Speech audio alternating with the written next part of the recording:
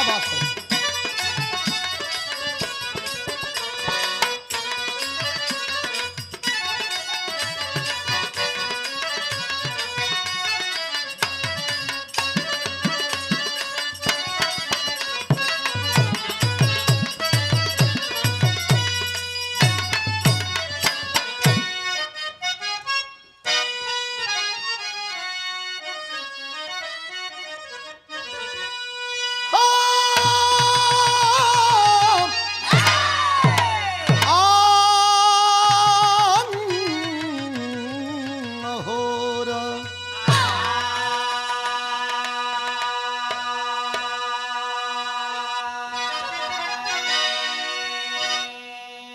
Super cassette T series की ओर से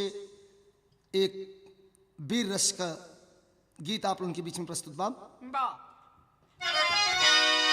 दम बाजुओं में कलेजे में हिम्मत, दम बाजुओं में कलेजे में हिम्मत, सीने में थी कसमसाती जवानी, हवा भी हिलसती दिशाएं दहलती, भला कौन रोकेगा तेगे का पानी, सरस सावनी पावनी बरबरसती, लरजती लता तन में सिहरन समाई, श्रीनाग की बेटी पद्मावती बाग के सर में झूला झूलन हेतु आई।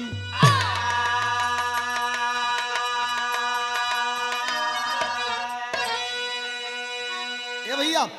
श्रीनाग के बिटिया पद्मावती बड़ी खूबसूरत रहल, सखियों के साथ में झूला झूलने के लिए केसर बाग में आती है। यहीं से बयां शुरू है। कहना है वीरों के वीरताई पर एक लाइन भाव दिहल गल।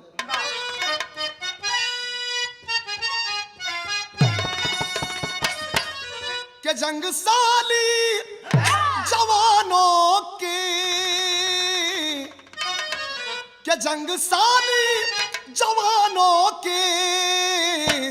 तलवारों पर पानी था।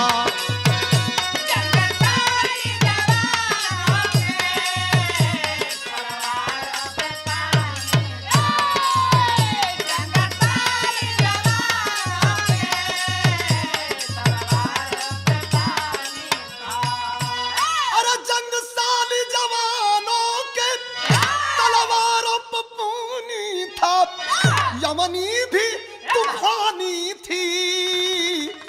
अंबर भी तूफानी,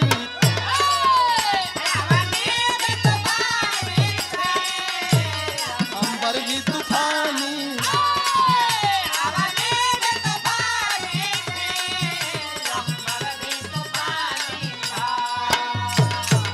वो जमाने में लड़का खोज के बियाह नहीं होवे, जेकरे तेगा में पानी रहल, जेकर तेगा में अंगार बरसत, तेगा के जोरे बियाह होए। कहानी शुरुआत हो गई श्रीनाग के दरबार से। कैसे है? श्रीनाग का बिटिया चलल बा, अरे चल पड़ी मचल पद्मावत, गदराई बदन गठीली, मदहोश बना दे काजल जब फेर नजर कटीली, किलकारी मारत गोरी सखियों के बीच घिरी थी, लगता था जैसे बिजली बादल से कोई गिरी थी, ना जनी मचल के उस दम जब हुस्न से यहाँ चल टारा, नाकाम जवानी तेरी सखियों ने ताना मारा।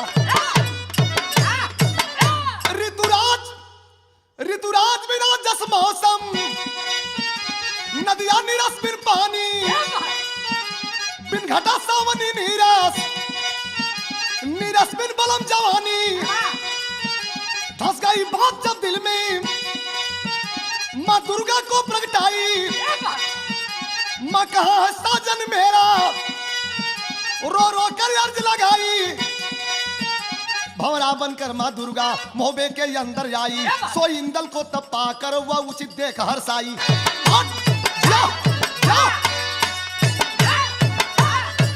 शाबाश, सही हो। पद्मावती अपने सखियों के साथ घिरी है, बड़ी खूबसूरत लगत बा। जनात बा आसमान से टपक के बिजली लपक के गिरल, मचल के नाचत बा। वही समय सखी सहेली कहली कि तुहार जवानी जैसे नदिया बिना पानी के नीरस होले, वैसे बिना सिंदूर बिना सुहाग का जवानी नीरस होले। जनात बाग आधी बीत गई, अधिया बचल बा, यही तरह जो है में बीत जाई। बात के चोट बड़ी बेरहम होले। दुर्गा माई के पुजारी नहल जाए कि दुर्गा माई के चौरा पर रोवे लगल। प्रकट भैली ने दुर्गा माई पूछने ने बिटिया कौन काम बा काहे रोवेलू? बतौल से ऐसा ऐसा बात बा, अब हमार जियल बेकार बा। सखिया ताना मारतिन का सच्चों बियाह का संजोग देश में नहीं हो, धरती पर सबसे बलिष्ठ हमारे बाबूजी हुवन, इन्हीं के तलवार सबके रुकले बाम। चल घबरा मत, रात भर में पता लगा लेला। दुर्गा माई वहां से उड़लिन है, पता लगाओ बदे चलथिन तो बिरहा का तर्ज बदल गल।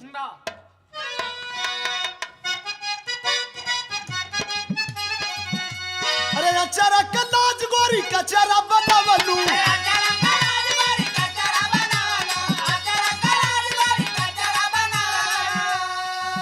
अरे ओढ़नी लीलाम भाई बजरिया में, ओढ़नी लीलाम भाई बजरिया में, गोरी धसल बाड़ू हे गोरी धसल बाड़ू, गोरी धसल बाड़ू हमर नजरिया में।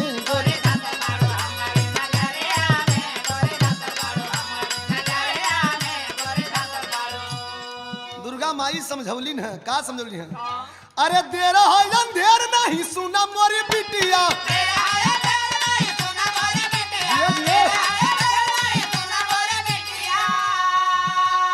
काहे बउराइलू मरिया में,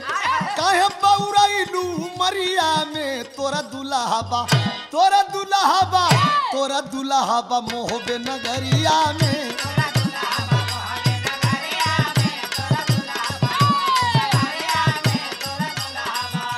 दुर्गा माई करे ने पता लगा लेली,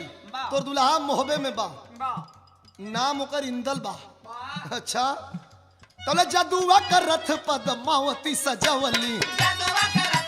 जादू का रथ बना के लेके चलल, आ चोरी चोरी इंदल के अटरिया में अइली,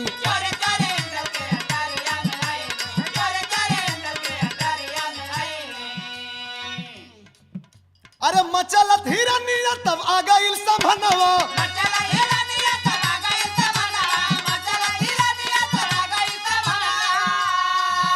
अरे धस गइल सूरत नजरिया में,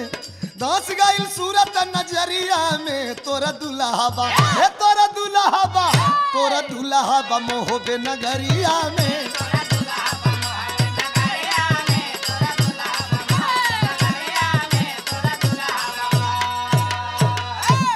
आगे इंदल के सामने खड़ी भइल बा, ओकर सूरत देख के इंदल का मुंह बवैले रह गइल। ताकत होन, अरे बाप रे बाप, दुनिया में बड़ी मेहरारू देखली लेकिन ऐसन मेहरारू ना देखली। तब बिरहा में फिर तर्ज लग गई। कौन तर्ज बा?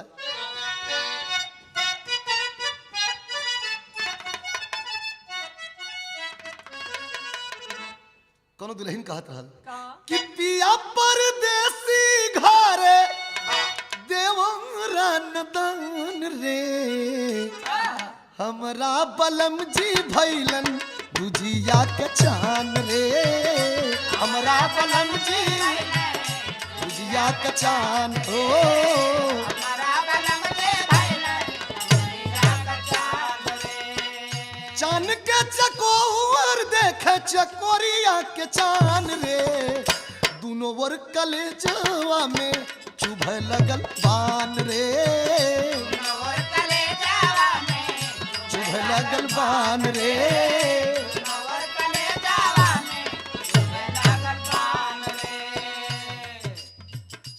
इंदल पगला गिलन। कलन कहा तोहार घर बा, हमार मेहरारू बनबू कहे इतना पगला गिला। हाँ पासा का खेलुअल होई, पासा में जे जीत जाई कह चला खेल ला।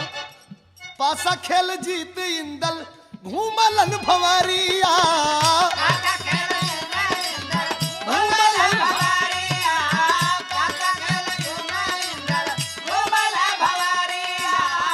सातवीं भंवर में उनके रोकली गुजरिया, रोकली गुजरिया,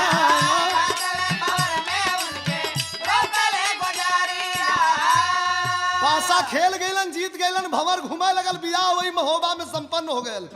6 भंवर घुमल, 7वां घुमत घुमत रोक दलस। कह सुना सुना दिलवा का राजा ले बाबतिया के मान रे, दोनों वर कलेजावा में चुभे लगल पान रे,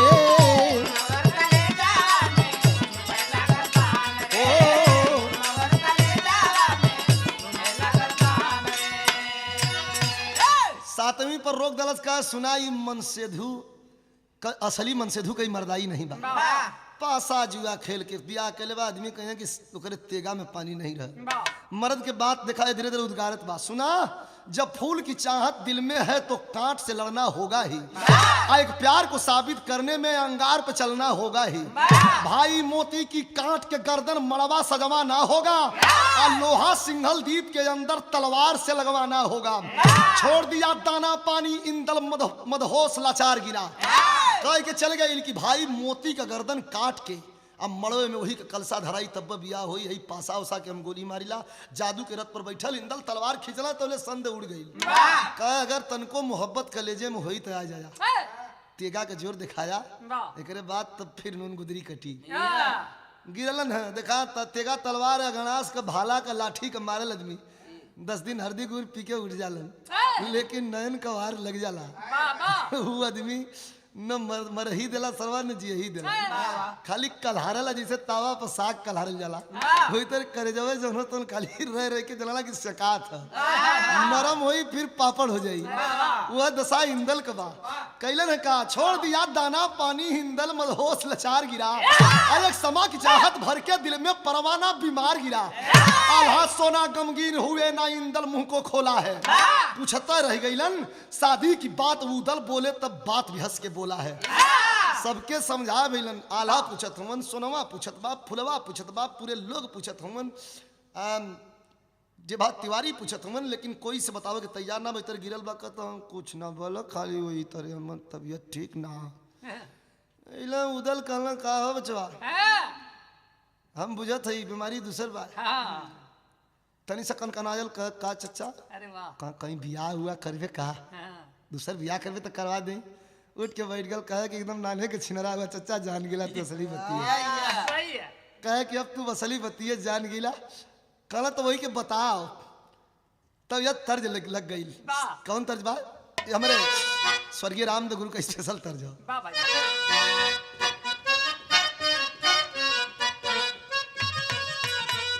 नव कितनी लैला गो बलमुआ हम क्या कोरा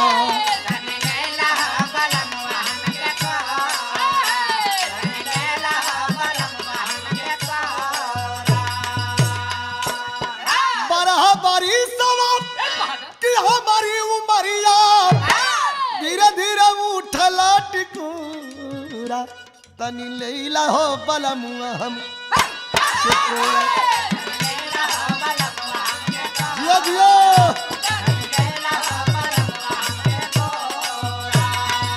बैठ गए इंदल कहा ठीक कहला कि दुख दुखिया का दुखिया ही जान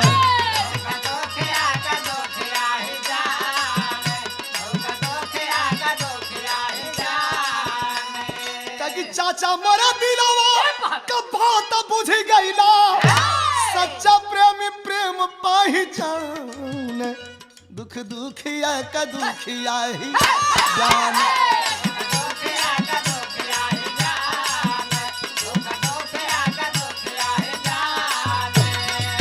सुन के बचन आला गईला गुस्सी आई इंदल को दिया कोठरी में बांधवाई अरे दिल का दीवाना नहीं बनल बनई है जेके सारी दुनिया बखान दुख दुखिया का दुखिया ही जान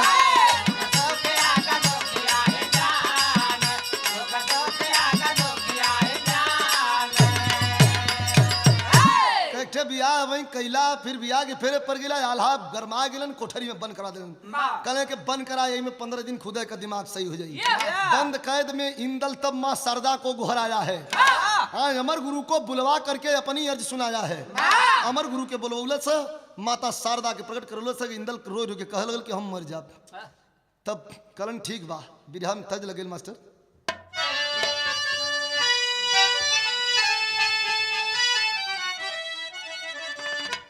बोला गुरु जब डराई बाय बेटा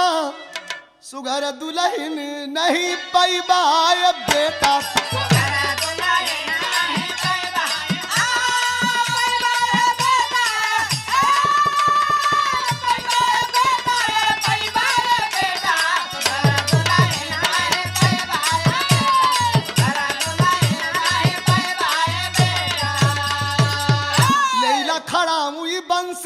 सोटा अब बन जाइबा जोगी तू कस के लंगोटा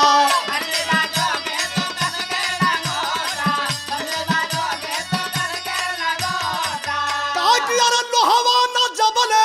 लगई भाई बेटा सुघर दुल्हन नहीं पैबाय बेटा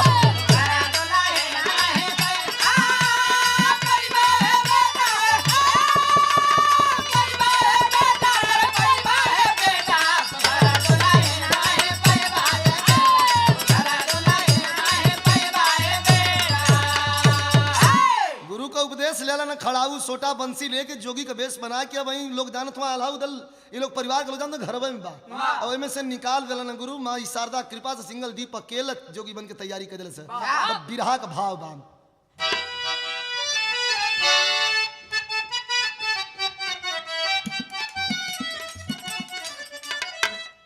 ता गुरु का उपदेशवा काटी हमारो कलेसवा भेसवा जोगिया धैले ना अरे भेसवा जोगिया धैले ना कि चलले सिंहल देश नरेसवा भेसवा जोगिया धैले ना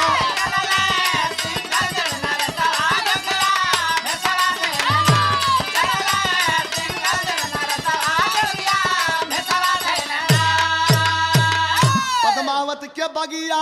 में डेरा दिल नाई मालिन धेली पद्मावत के खबर जनाई त लगल दिल में ठेसवा चलली पाई के संदेशवा भेसवा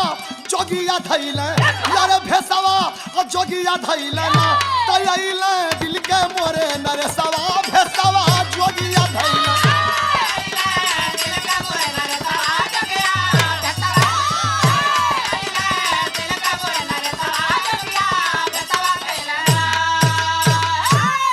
कोई बगिया में डेरा डाल देना नहीं डल बैठ गेलन और एक औरत से खबर जनोलन की जाके बता दा कि महोबा से कोई आयल बा पद्मावती जब खबर पौलस से कि हमारे दिल का राजा तो आ गेलन बिरहा में नई तर्ज लग गई जो हमारे आवे वाली कैसेट में बात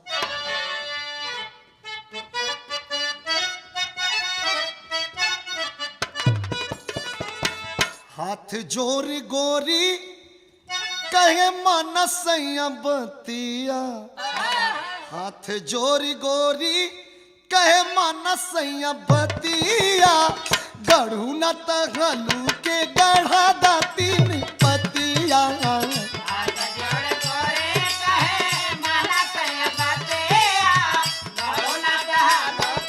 गढ़ा दाती पतिया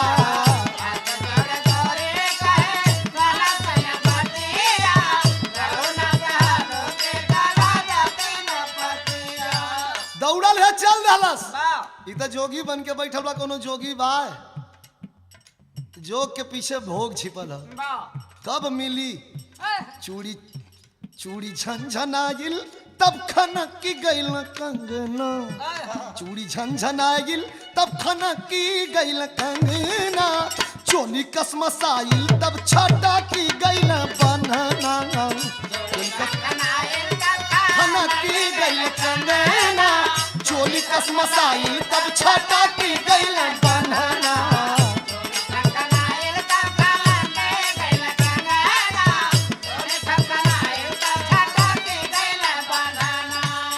इतने में मिली गइली जोगा के खबरिया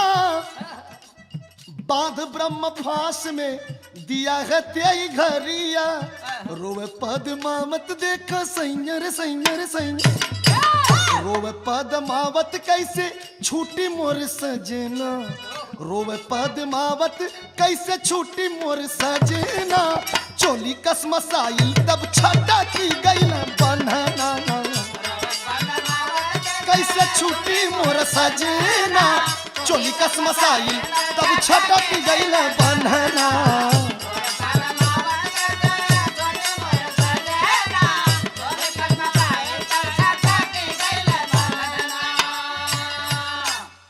मिल गई खबर दौड़े दौड़े आया ब्रह्मास में फांस करके ले जाकर के कैद में बंद कर दिया गज राजा कासोगढ़ का लोहा सिंह जिसका लाल रहा पद्मावत का ठीक किया शादी जोगा खुशहाल रहा जोगा अपनी बिटिया की शादी किसी दूसरे राजा से गजराजा कासोगढ़ का लोहा सिंह से कर दिया, शादी ठीक कर दिया। लोहा सिंह के जीजा मलखा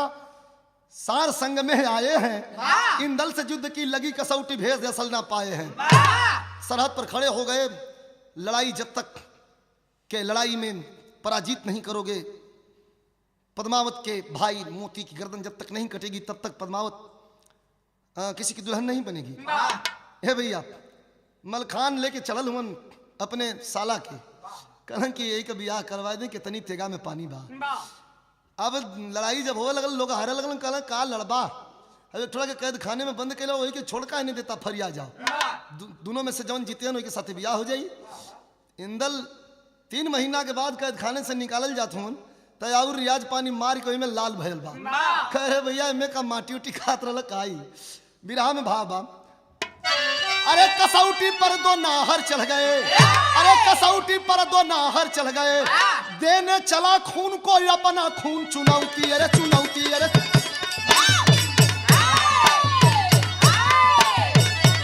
उधर मलखान इधर इंदल के निकाल के कैद से बाहर कर दिलन और आमनी सामना भयल। लेकिन संजोग बा कि अब ही इंदल मलखान के देखले नहीं बा। हालांकि मौसी के लड़का रहलन इंदल ने, मलखान अब ही देखा देखी नहीं बा। अब जौन बा लड़ाई में आमनी सामना भयल है तो कहना बा केकर जवानी केतना भरे उमंग जंग में देखब हम, अरे केकर जवानी केतना भरे उमंग जंग में देखब हम, भिड़े हैं इंदल मलखा सिंह के संग जंग में देखब हम।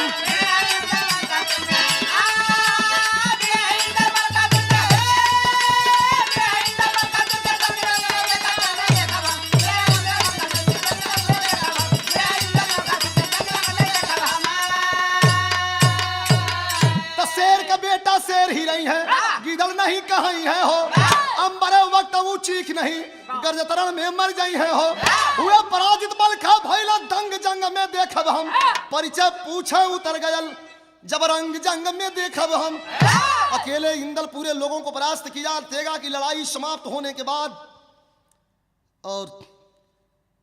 मलखान ऐलान कर दिया कि बड़े बहादुर लड़के लग रहे हो, कौन हो? कहे बस लड़ लेला। कहे भाई लड़ब, इतने के फिर भाई लड़ब, तो कहा मल युद्ध हो जा। मल युद्ध में जब इंदल पछड़ सर तब पूछा तुम्हारे बाप रे बाप, बड़ा वीर बड़े भैया के हुआ तू? कहे हमारे बाप का नाम आल्हा, न कर गिलन हमार बियाह करा वैसे अकेल चली अली, रोब लगलन है। आल्हा पकड़ के, अरे तू आल्हा के बेटवा हुआ भैया, यहाँ आवा, का कहत हो मास्टर?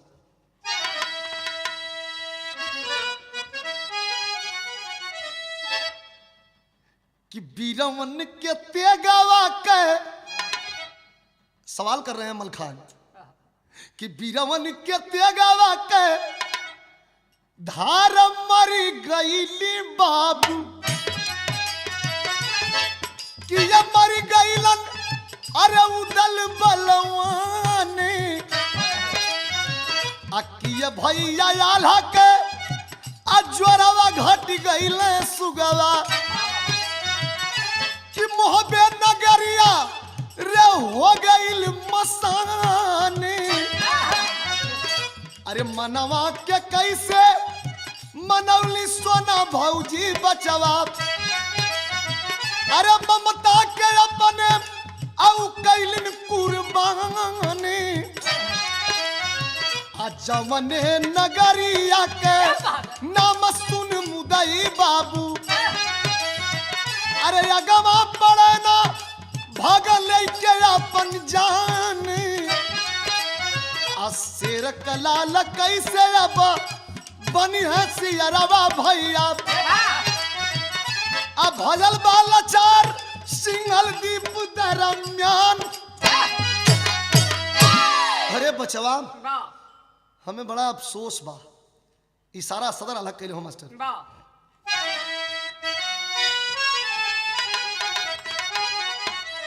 अरे तज्जा करना झुकाल कबू सीसरा नवा में, अरे कैसे एक बात पर हो जाए है बदना।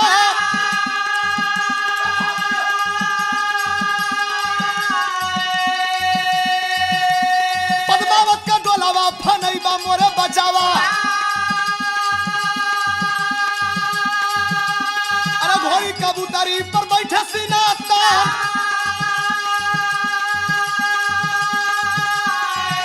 और तलत तलत जगवा बजल रनवा में ए भैया तलत तलत जगवा बजल रनवा में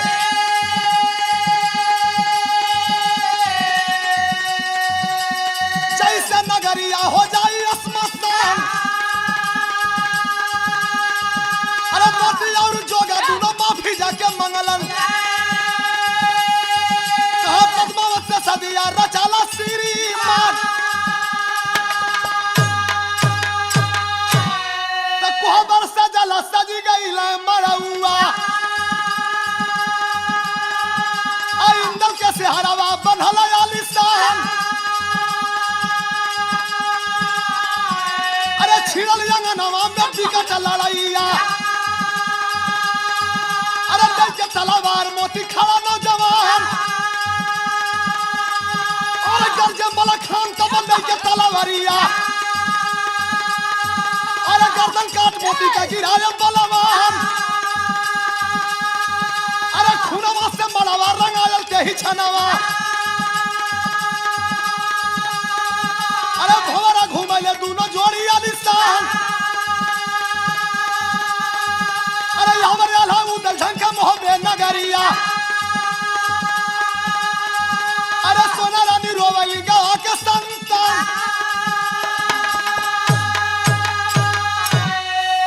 3 महीना बदे कैद कैले उमन 1 महीना पर खोलन तो 15 दिन पहले का भागल बा छाती पीट के सोना गिर पड़लिन की आखिर सदिया कई दिले होता ही तलवार का जोर तुहार जोर कौने काम का अब तो ठीक है ना खुश हुआ ना मुहे के बगल लोग गिरल हुन लेकिन कहना हो अरे रोवन आल्हा उदल झर झर बरसता नया नाम कहवा गोदी का सुगनवा हो गई ना सपना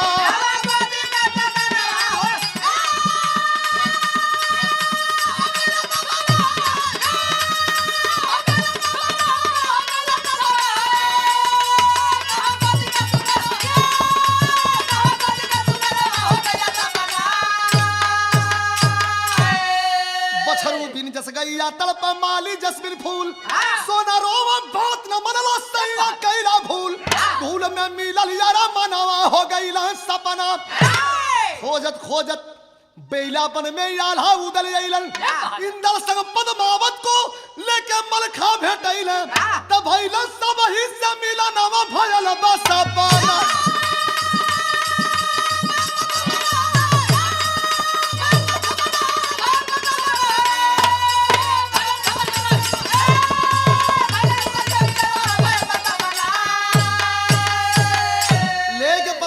डोला लोग खोजत खोजत जात हुन बेला बन के पार करत हुन सिंगल दीप जाके तैयारी करत हुन आला उदल हतोले वर से मलखान ले ले इंदल के संगे दुल्हन के रूप में पद्मावती हो पहुंचलन है बड़ा धिक करलन परमान ये जवानी कौने काम का ये मलखान धिक करलन है कि जवानी जोर कौने काम का है इटे लड़का के छोट लड़का रोला तो खिलौना दियाला जवान लड़का के मेहरारू चाहे ले आए तेगा के बजौले के डरन लड़का के मेहरारू लियावे में देरी कर देला लोगन अगल अगल कहीं कट के मर जात तब कल भैया संजोग लिखल लल कि तू पहुंच गईला लाल के हमरे बचा लेला पूछलना उदल की कारे पर ठेका ठेउर करबे तो चल अब यही लोहा लड़ाई हो पार कर देंगे कह चचा वही ना बताई जब फिर कहीं तीर लगी तो बताइए आखिरी लाइन गुरु बिहारी गुरु राम लाल ललकारे बचन घाते कभी चंद्रिका दाव से सबको मारे कसौटी पर दो नाहर चढ़ गए विजयी प्यारे लाल का रखिया नाज भगवती कसौटी पर दो नाहर